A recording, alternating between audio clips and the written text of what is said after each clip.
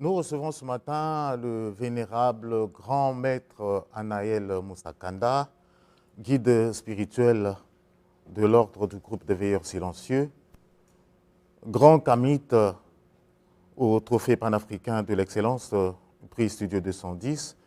Avec lui, nous allons parler de la pauvreté, une maladie spirituelle qui se soigne. Bonjour maître Anaël. Bonjour. Et soyez le bienvenu sur notre plateau. Merci, merci. Alors, le pauvre, c'est celui qui ne dispose pas de ressources suffisantes, que ce soit dans le matériel ou le spirituel.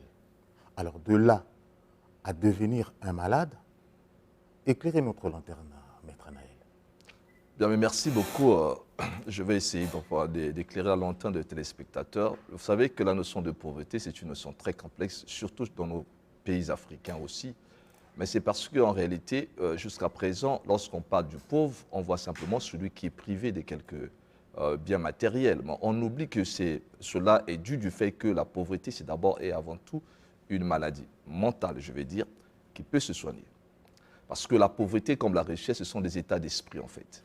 Donc, le pauvre vit dans son univers, a une mauvaise perception de la vie, en fait. C'est qu'il n'est pas vraiment privé que ça, mais il a en lui des ressources dont il est incapable d'utiliser. Parce que chaque être humain qui vient au monde vient déjà avec une richesse intérieure.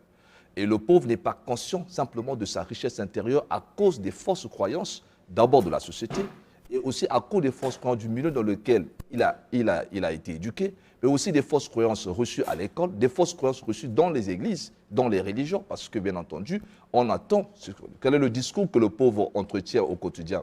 C'est qu'il faut attendre la volonté de Dieu. Quand une personne attend la volonté de Dieu pour devenir riche, est-ce qu'il deviendra vraiment riche? Je ne pense pas. Alors, dites-nous, donc pour vous, en fait, on ne naît pas pauvre. On ne naît pas pauvre, la pauvreté, on est riche. Tous nous naissons riches parce que nous naissons avec des richesses intérieures. Déjà, si vous êtes né avec le pouvoir de la pensée que vous avez est une grande richesse. Et quel est ce pauvre que vous connaissez qui ne pense pas? Voyez-vous, le fait déjà que vous puissiez être capable de penser, ça veut dire que vous avez la faculté de raisonner. Et si vous raisonnez correctement bien, vous pouvez prendre des bonnes décisions. Et si vous prenez des bonnes décisions, vous pouvez bâtir votre destin. Mais lorsque le raisonnement est faussé à cause des fausses croyances religieuses, lorsque le raisonnement est faussé à cause de la mauvaise éducation reçue à l'école ou encore dans le milieu dans lequel on a évolué, bien entendu, on ne peut plus évidemment avoir un bon raisonnement. Et lorsqu'on est incapable de bien construire son raisonnement, il est fort probable qu'on va prendre des mauvaises décisions. Parce que pour pouvoir décider, il faut raisonner. Et si vous décidez mal, ben vous faites de mauvais choix. Et à la base de ces mauvais choix, ou encore suite à ces mauvais choix, ben vous allez attirer vers vous que de la misère, de la pauvreté et de la souffrance. Donc le pauvre, en réalité, a une mauvaise perception de la vie. Et quand vous avez une mauvaise perception de la vie, vous ne pouvez pas évidemment bâtir votre destin parce que vous allez croire à la fatalité. Combien de pauvres en Afrique, combien de gens en Afrique croient à la fatalité? Pourquoi l'Afrique n'évolue pas? Parce qu'on pense que les Africains sont fatalement pauvres. Du moment que nous naissons tous avec des grandes richesses et que nous pouvons libérer cette richesse intérieure et que la richesse, ça se construit, ça se crée. Maître Anaël, les pauvres, on ne les retrouve pas seulement en Afrique, même dans les pays dits développés, les pauvres, on les retrouve. Bien sûr, même si dans les pays dits développés, mais le problème, c'est en termes de comparaison. Chez nous, en Afrique, il y a une majorité des gens qui sont extrêmement pauvres et qu'il y a une minorité simplement qui s'enrichissent. Dans certains pays, par exemple la Chine, il y a énormément de gens qui prospèrent, qui progressent, qui s'enrichissent et on peut compter quelques personnes qui sont démunies. Voyez-vous? Donc ce n'est pas la même chose en fait. Et quand vous revenez dans tous les pays où, généralement, faites le constat, tous les pays du monde où il y a eu le christianisme, ce sont les pays pauvres. Ce n'est pas un hasard. Bon, maître Anaël, les fausses croyances, la peur, l'échec, l'entourage sont entre autres les causes de la pauvreté. Oui. C'est ce que vous venez de dire. Alors, montrez-nous comment ces éléments, je vais prendre exemple la peur ou encore les fausses croyances, alors peuvent être à la source de la pauvreté.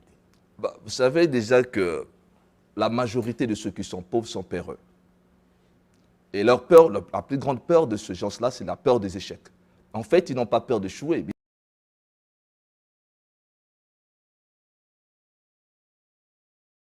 De vivre l'échec, la plupart des gens ne vont pas oser entreprendre de grands changements autour de leur vie parce qu'ils ont peur de perdre, ils ont peur d'échouer.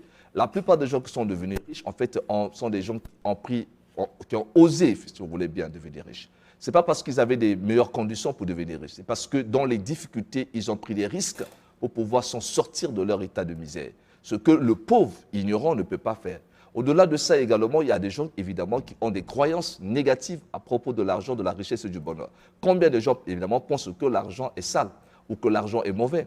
Combien de gens pensent que l'argent est la racine de tous les maux? Et ça, ce sont des choses qui ont été dites. Évidemment, ils sont convaincus que l'argent est mauvais, que derrière l'argent se cache, par exemple, une force machiavélique. C'est certainement par expérience. Ils trouvent que ceux qui sont riches se conduisent souvent très mal. Non, non, mais je crois que ce n'est pas un problème c'est une très mauvaise perception. Parce que quand vous pensez que l'argent est quelque chose de négatif, que l'argent n'est pas quelque chose de bon, ce que vous oubliez, c'est que vous affectez votre propre subconscient parce que le subconscient est là pour pouvoir vous protéger contre ce qui est négatif. Et dans l'instant où le pauvre pense que la richesse, l'argent et le bonheur, ce sont des choses qui sont négatives, en ce moment-là, ça influence son propre subconscient et il est fort probable que le subconscient va le protéger contre l'argent. Ce qui fait que le pauvre ne peut pas attirer des opportunités de richesse et de bonheur. Et même quand une opportunité se présentera devant quelqu'un qui est pauvre, ben, il ne pourra pas saisir cette opportunité parce que dans son état d'esprit, il n'est pas prêt pour ça parce que le hasard n'existe pas dans la vie. On ne devient pas riche par hasard, on ne devient pas riche par la volonté d'un Dieu qui est assis dans un trône quelconque. Imaginez, on devient riche lorsqu'on connaît les lois et les principes qu'on met en application pour pouvoir transformer son destin et pouvoir attirer le bonheur et la richesse dans sa vie. Donc il n'y a pas un problème d'hasard, c'est 1 + 1 est égal à 2. Mais combien de pauvres vivent dans le hasard? Combien de pauvres dépendent de la chance? Combien de pauvres attendent la volonté de Dieu? Combien de pauvres rêvent debout? Le problème, c'est qu'ils ne savent pas comment utiliser tous les outils que le divin a mis à l'intérieur d'eux. Donc la pauvreté, c'est d'abord un état d'esprit et tout homme peut devenir riche, s'il le veut vraiment. Donc la pauvreté serait, comme qui dirait, un complexe qui se lie au regard des autres. Par comparaison, on voit que celui-là est aisé, il est plus riche par rapport à l'autre, alors que la pauvreté serait un état d'esprit, c'est cela? La pauvreté n'est qu'un état d'esprit. Il faut faire la différence entre le fait d'être pauvre et le fait d'être fauché. Il y a une grande différence. Il y a des gens qui sont fauchés, mais ils ne sont pas pauvres. C'est-à-dire qu'à un moment de la vie, on peut arriver à être fauché dans la vie. Être fauché ne veut pas dire être pauvre. Parce que quand on est fauché, c'est une question de circonstance simplement, c'est une question temporaire. Vous pouvez changer les choses après. Mais quand on est pauvre, ça veut dire que vous êtes déjà mentalement malade. Ça veut dire que c'est une condition qui est déjà à l'intérieur de votre être. Et il y a tellement de gens qui sont dans cet état, qui ne peuvent jamais, je le dis bien, jamais par rapport à leur état d'esprit, ne peuvent pas tirer la richesse et le bonheur. Parce qu'ils croient même pas qu'ils peuvent devenir riches un jour. Est-ce qu'il y a un seuil à la richesse? Il n'y a pas de seuil. La richesse, c'est quelque chose de profond, de quelque chose de grand, parce qu'en fait, la vie, c'est la richesse. Il ne faut pas confondre la richesse avec l'argent. Il y a d'abord une richesse qui est là, qui est intérieure, qui n'a pas de limite, parce que Dieu en action, c'est la richesse. Donc la richesse, c'est le bonheur intérieur. La richesse, et cette richesse peut s'exprimer en termes financiers que lorsque on a la santé financière. Comme dans les entreprises. Une entreprise, par exemple, peut avoir une mauvaise santé financière. Pourquoi pas de santé financière dans les entreprises? Parce que ça veut dire que si l'entreprise peut être aussi malade financièrement, ça veut dire qu'il y a des individus qui peuvent avoir la santé financière, il y a des individus qui peuvent être malades financièrement. Et les pauvres sont des malades financièrement. Alors, Maître Anaël, vous connaissez bien la Bible. Je vais poser une question.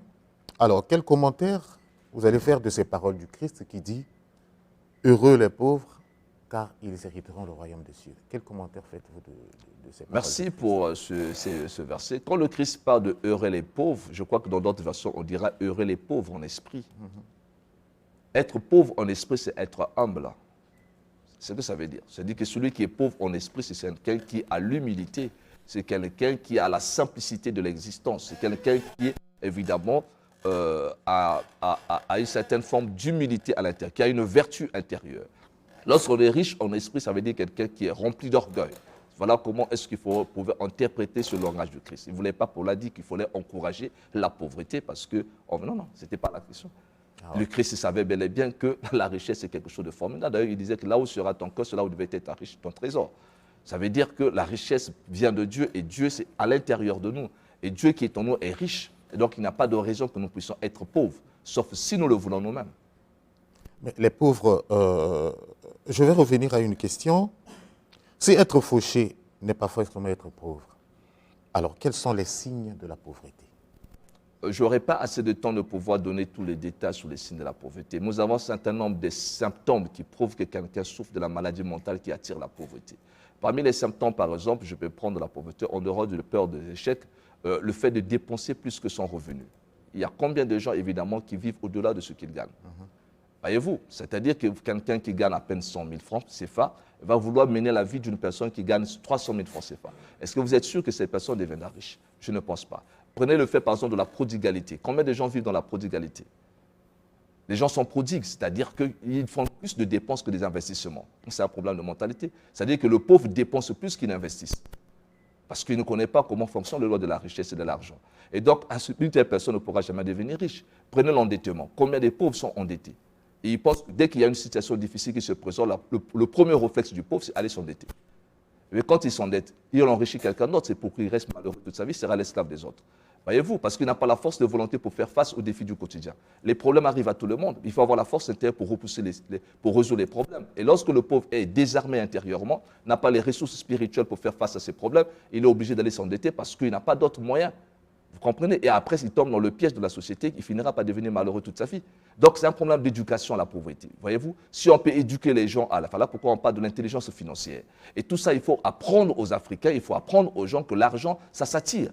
L'argent, ça s'attire. Ça ne vient pas par la volonté d'un Dieu comme par hasard. Ce n'est pas en payant les dîmes tous les jours à l'église qu'on deviendra riche. Ça, c'est des choses qu'il faut enlever. Ce sont des fausses croyances.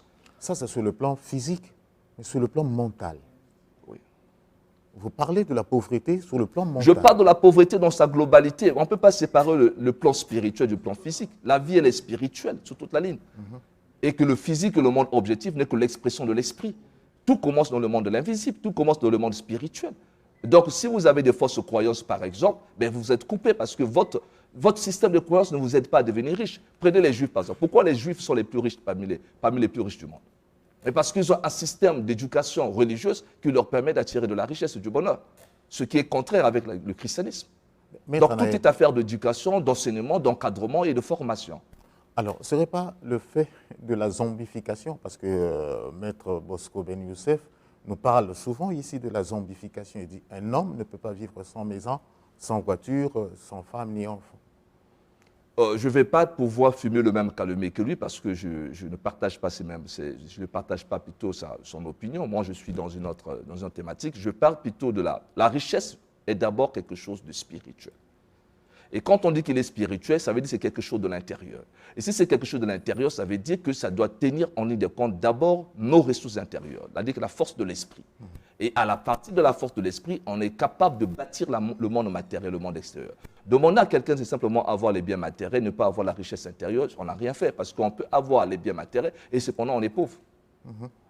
Il y a beaucoup de gens aujourd'hui qui roulent dans des belles voitures, mais ils sont très endettés. Entre quelqu'un qui est beaucoup endetté, quelqu'un qui n'a pas de dettes, mais qui gagne à peine 200 000 francs et qui vit bien, qui est en paix, qui est plus riche? C'est celui qui n'a pas de dettes. Quelqu'un qui est très endetté et qui est tourmenté à tout moment, qui fuit même sa maison à cause des dettes, vous lui dites qu'il est riche parce qu'il roule dans une belle voiture?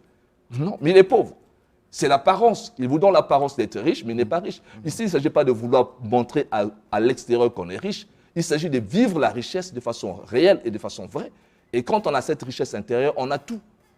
Et quand on a tout, on peut tout attirer parce qu'on croit en soi, parce qu'on a la confiance en soi. On est capable de créer des entreprises, on est capable de créer sa richesse, on est capable de créer de fortune, on est capable de faire fortune dans n'importe quel secteur parce qu'on a des outils. Voyez-vous? Et ça manque à beaucoup de gens. La plupart des gens que vous voyez qui sont pauvres et malheureux, misérables et souffrants, c'est parce qu'ils ont des systèmes de croyances qui sont faux. Parce que la croyance conditionne nos émotions. Parce que tout ce que vous voyez, c'est la croyance. La croyance conditionne notre vie financière. Quand on a des fausses croyances sur l'argent, la richesse et le bonheur, on ne sera pas capable de l'attirer vers nous. Alors, Maître Anaël, vous parlez de la richesse intérieure. Quelqu'un peut être riche intérieur. Cette richesse, vous l'assimilez à quoi? Aux connaissances scolaires ou aux aptitudes scientifiques ou encore sur le plan strictement spirituel? La richesse intérieure, c'est l'intelligence ce serait difficile d'expliquer ça en 2 ou 3 mots, la richesse intérieure. En fait, c'est quelque chose qui touche à tout notre être intérieur. Dans notre être, nous avons ce qu'on appelle l'imagination. Tout être humain est né avec de l'imagination. Einstein disait que l'imagination est plus grande que le savoir. Quand quelqu'un sait user de son imagination, parce que votre imagination ne peut pas avoir de limite, Donc, quand vous savez utiliser votre pouvoir de l'imagination, quand vous savez utiliser votre pouvoir de volonté, quand vous savez utiliser votre intelligence, quand vous savez utiliser votre force intérieure, donc cette intelligence intérieure, cette imagination qui est en vous, qui n'a pas de limite, cette force de volonté que vous avez avec vous peut vous aider à bâtir votre destin, si vous avez des outils, bien entendu. Maintenant, si vous n'avez pas ces outils-là, vous n'allez rien faire avec votre imagination. Il y a beaucoup de gens qui ont de l'imagination. Ils ont là le pouvoir d'imaginer, mais ils ne savent pas imaginer. Oui. Parce qu'on ne les a pas appris à utiliser la force de leur imagination. Dans le monde de la magie, par exemple, de l'occulte, nous travaillons beaucoup avec le pouvoir de l'imagination. Parce que magie, ça veut dire quoi? Ça veut dire simplement l'image mentale. Vous avez la possibilité de créer une image mentale de la vie que vous désirez. Et si vous travaillez sur votre image mentale pendant des années, ça finira par prendre forme sur le plan matériel et sur le plan physique. Ça veut dire que vous allez être capable d'attirer n'importe quelle chose que vous désirez dans votre vie, dès l'instant où vous savez utiliser la force de votre esprit pour imaginer les bonnes choses dans votre vie. Or, la plupart des pauvres, qu'est-ce qu'ils font? Ils imaginent plutôt les malheurs, les misères et les souffrances parce qu'ils ne savent pas comment utiliser leur imagination, qui est un grand pouvoir, mais qui s'utilise contre eux-mêmes. Parce qu'on ne leur a pas appris comment se servir de la force de leur esprit. Oui, et comment se servir ça? Ça s'apprend, Maître Anaël. Donc, ce que je veux dire, il faut avoir des aptitudes, des capacités, quelquefois intellectuelles. Mais c'est pourquoi on a besoin de l'initiation. Pas seulement intellectuelle. Vous n'allez pas me dire que tous les riches du monde sont des intellectuels. Il y a combien de gens qui vont à l'école, qui ont appris, qui ont des diplômes et qui sont malheureux et pauvres? Est-ce que vous allez me dire que tous les banquiers sont riches? Il y a des gens qui travaillent en banque, qui sont élevés de l'économie, mais qui n'ont même pas pris encore une entreprise. Vous comprenez ça? Donc, en fait, ici, c'est pourquoi je parle de la richesse intérieure. La plupart des gens il y a des gens qui sont partis de zéro, qui sont partis de rien du tout, mais qui sont devenus très riches aujourd'hui parce qu'ils ont su utiliser ces forces de l'esprit. Et là, il faut une initiation. Il faut qu'on t'apprenne comment utiliser ça. Tout le monde en a. Et si je prends quelqu'un qui est très pauvre et malheureux, misérable, pauvre et souffrant, je l'ai fait dans la vie de beaucoup de gens, si je te mets à te former sous ces programmes et te montrer comment utiliser la force de ton esprit, tu vas attirer le bien que tu désires. Parce que le monde commence de l'invisible. Alors, Maître Anaël, vous avez une école que vous avez créée. Dernièrement, vous nous avez présenté votre école ici à l'émission. Oui. Est-ce que ça fait partie du programme de vos enseignements? Bien sûr, bien sûr. Dans notre école initiatique, j'ai prévu un programme spécial pour ça, pour pouvoir permettre aux gens de libérer la richesse intérieure. Je leur montre comment s'en sortir. Et je crois que j'ai beaucoup de témoins, ça fait un peu plus de 20 ans que je fais ce travail. Et donc, j'ai aidé énormément de gens aujourd'hui qui ont commencé à prendre leur destin entre leurs mains grâce à mes enseignements. Tu ne peux pas rester avec Maître Anaël pendant 2 ans et après ne pas changer ta vie. C'est impossible. Je dis impossible avec grand I. Que ce soit sur le plan physique, sur tous les plans, parce que je te transforme entièrement, parce que je vais te donner les outils qui vont te permettre de te construire en tant qu'homme et de comprendre que la vie est une construction depuis le jour de ta naissance jusqu'au jour de ta mort, que tout se construit. Tu peux construire ta vie financière, tu peux construire ta vie familiale, tu peux construire ta vie spirituelle, tu peux construire ta vie politique, tu peux construire ta vie économique, tu peux construire la vie. La vie, ça se construit. Et pour construire, il faut bâtir, il faut avoir des outils pour construire. Mais si tu ne sais pas construire, et encore, pour construire, il faut avoir un plan. Et combien de gens ont des plans? Quand tu vas les gars, on dit que Dieu a un plan merveilleux pour toi. Mais est-ce que toi, tu as un plan pour toi-même? Voilà, combien de pauvres n'ont pas un plan pour leur propre vie? Voilà, donc il y a plein de secrets et je ne peux pas tout libérer à la télé. Quand tu te rapproches de Maître Anaël, je te montre le secret. Et dès que tu te mets à appliquer ce principe et à appliquer ce secret, quel que soit le niveau de ta pauvreté, tu deviendras riche. Alors, Maître Anaël, dans les coulisses tout à l'heure, vous affirmez que la société ne devait avoir des hommes pauvres. La société ne devrait avoir des hommes pauvres. Oui. Pour vous, la richesse est une maladie. Donc, non, la pauvreté est une maladie.